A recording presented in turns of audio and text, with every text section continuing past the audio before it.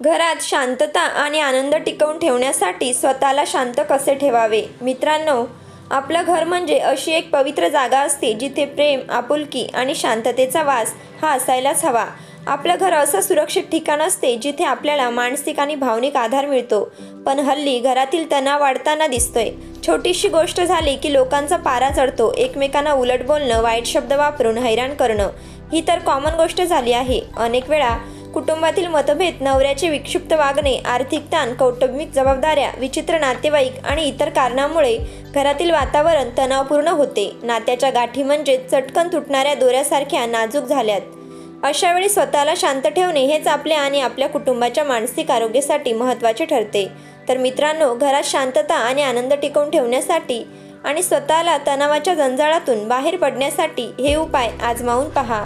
सर्वप्रथम स्वतःच्या भावनांवर नियंत्रण ठेवा. तणाव आला की माणसाची सहनशक्ती हरवते आणि मग त्याचा परिणाम थेट त्याच्या वागण्या बोलण्यावर होत असतो. जर घरातील वाद किंवा तणावावर लगेच प्रतिक्रिया दिली तर परिस्थिती अधिक बिघडू शकते. म्हणून स्वतःच्या भावनांवर नियंत्रण ठेवणे आवश्यक आहे. आत्मनियंत्रण विकसित करा. घरातील वातावरण आपल्याला पूर्णपणे नियंत्रित करता येत नाही, पण आपण स्वतःला मात्र नक्कीच नियंत्रित करू शकतो. वादाच्या प्रसंगी नकारात्मक भावना न बाळगता सकारात्मक विचार ठेवा.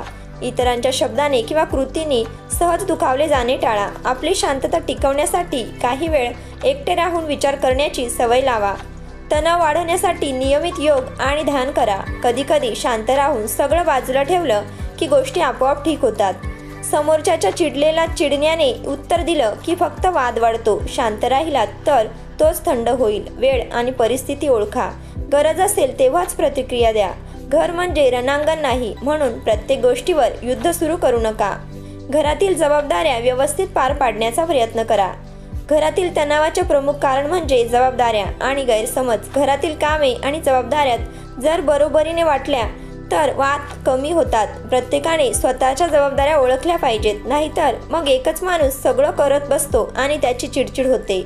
मदतीची अपेक्षा ठेवा, पण कोणाला गुलाम बनवू नका. कामाचे वेळापत्रक तयार करा, त्यामुळे प्रत्येकजण आपापली जबाबदारी उचलेल. काही लोक फक्त ऑर्डर द्यायला बसतात, तसं होता कामा नये. प्रत्येकाने कामाला हातभार लावावा. थोडा संयम ठेवा, पण प्रत्येक काम परफेक्ट होईलच असं नाही. गरज पडल्यास मदतीची विनंती करायला संकोच करू नका.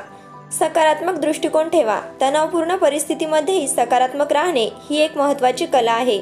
तणाव असला तरी प्रत्येक गोष्टीत काहीतरी चांगलं असतं, फक्त ते शोधायला शिका. नकारात्मक लोकांपासून लांब राहा, नाहीतर ते तुमच्या शांततेचं वाटोळं करतील.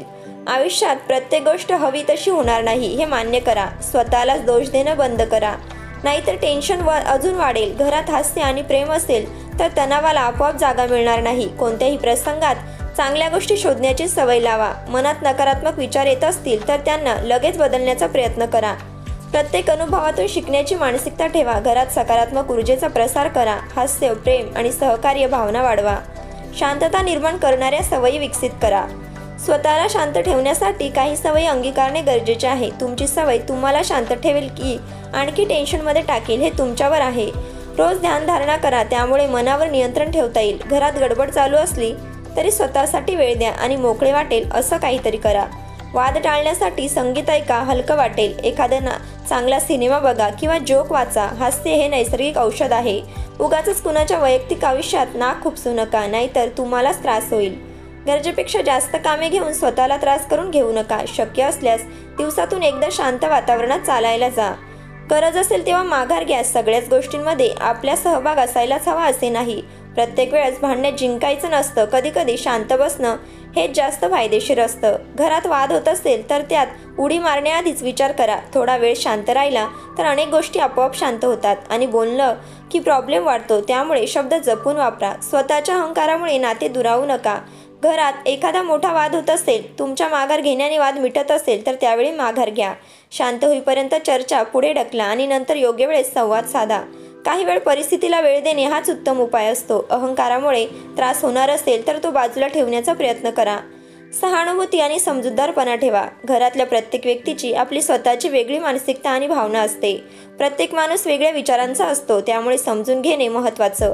प्रत्येकाला आपलं मत मांडण्याचा अधिकार आहे, तो त्याला द्या. छोट्या गोष्टीवरून कुरघोडी करू नका, नाहीतर नाते बिघडतात. समोरच्या माणसाचं ऐकून बघा कदाचित तोही त्रासातून जात असेल. घरात प्रेमाचं वातावरण ठेवा. उगाचच तणाव निर्माण करू नका. एकमेकांना वेळ द्या. घर म्हणजे फक्त भांडायचं ठिकाण नाही. इतरांच्या भावनांचा विचार करा आणि त्यांना समजून घ्या. प्रेम, आपुलकी आणि सहानुभूतीने छोट्या गोष्टी माफ करायला शिका. त्यामुळे नाती अधिक मजबूत होतात. हे विचार तुम्हाला आवडले असतील तर व्हिडिओला लाईक आणि चॅनलला सबस्क्राईब नक्की करा. धन्यवाद.